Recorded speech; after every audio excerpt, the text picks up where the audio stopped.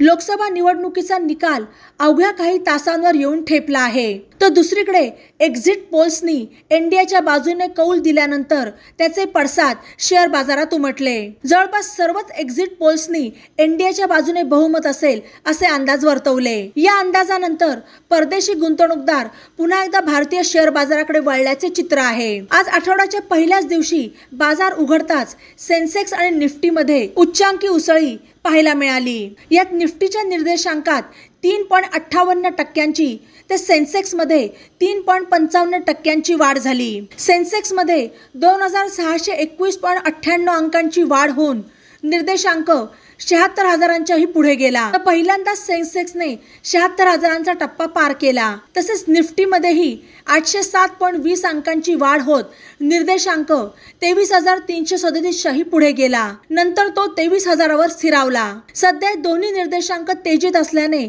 सत्राच्या पहिल्या काही मिनिटातच गुंतवणूकदारांनी चांगली कमाई केली। दरम्यान विश्लेषकांच्या मते या आठवड्यातील दोन मोठ्या घडामोडींमुळे शेअर बाजारात तेजी आहे। 4 जून रोजी लोकसभा निवडणुकीचा निकाल जाहीर होणार आहे, ज्याचा कौल एक्झिट पोल्सनी दिला। तसेच 7 जून रोजी आरबीआय कडून व्याजदराची घोषणा गव्हर्नर शक्तिकांत दास करणार आहेत। या दोन्ही घडामोडींमुळे शेअर बाजारात उत्साह आहे।